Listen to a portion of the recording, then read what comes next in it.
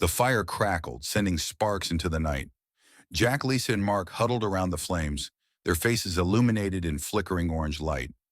They had set up camp deep in Blackwood Forest, miles away from civilization, seeking adventure and a break from city life. Lisa pulled her hoodie tighter. "This place gives me the creeps," Mark smirked. "Don't tell me you're scared already." "I'm serious. It just feels off," Lisa said, glancing into the trees. The towering pines swayed slightly in the breeze, their shadows stretching unnaturally long. Then it came, a sound so soft they almost missed it, a whisper. Lisa stiffened. "Did you hear that?" Jack, the skeptic of the group, chuckled. "Trying to spook us?" "No, listen," Lisa insisted. A hushed voice, distant but unmistakably human, drifted through the trees. "Help me." The three friends exchanged uneasy glances. Mark's brows furrowed. "That sounded like a person," Lisa whispered. Jack grabbed a flashlight. "We should check it out. What if someone's lost?" Lisa hesitated, then nodded. They followed the sound, stepping cautiously beyond the safety of their campfire. The deeper they went, the more the trees seemed to close in. The whisper continued, always just ahead, luring them forward. "Help me!" A branch snapped beneath Mark's boot. "Hey, wait a second," he said, suddenly uneasy. "Why aren't they calling louder? If someone was really in trouble, wouldn't they shout?" Jack frowned. "Maybe they're hurt." Lisa shivered. "Or maybe they don't want to be found." Then everything went silent. No wind, no insects, just an unnatural stillness. Mark swallowed hard.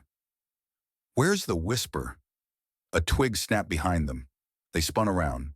The flashlight beam flickered over something, torn fabric hanging from a tree branch, faded and old. Lisa gasped. "This looks like a tent," Jack finished. "But it's been here for years." Then the whisper returned, but this time it was right next to Lisa's ear. "Help me!" She screamed, stumbling back. The flashlight dropped, rolling across the ground. In its beam, something caught their eyes, a decayed, half-buried backpack. Mark hesitated before picking it up. His hands trembled as he unzipped it, revealing a waterlogged journal inside. He flipped to the last page. The handwriting was frantic, the ink smudged. "I followed the voice. It won't let me leave. If you hear it, don't follow." Lisa gasped. "We need to go. Now." The whisper came again, surrounding them this time. "Help me!" But now it was different, more desperate, angrier. A gust of wind rushed through the trees, sending leaves spiraling around them. Shadows moved in the periphery of their vision. The whisper grew into an eerie chorus, coming from all directions. "Help me! Help me! Help me!" Jack grabbed Lisa and Mark's hands. "Run!" They sprinted, branches clawing at their clothes. The whisper followed, rising into an unnatural wail. The further they ran, the louder it got, as if the entire forest was screaming. Then, as suddenly as it started, it stopped. They burst back into their campsite, gasping for air. The fire was out.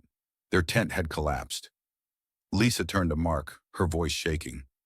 Did we imagine that?" Mark still clutched the journal in his trembling hands. "No," he whispered. "It was real." Jack cursed under his breath. "We're leaving." They packed frantically, throwing their gear into the car. Mark jumped into the driver's seat, his hands slick with sweat as he turned the key. The headlights cut through the trees as they sped away. Lisa exhaled shakily. "We should never have followed that voice." Mark gripped the wheel tighter. "I don't think it wanted help," he muttered. Jack, staring out the back window, suddenly went rigid. "Guys!" His voice was barely above a whisper. Lisa turned around and felt her blood turn to ice. Just beyond the tree line, standing between the trunks, was a shadow, a figure, watching them. The headlights flickered, and then it was gone. They drove faster, and they never camped again.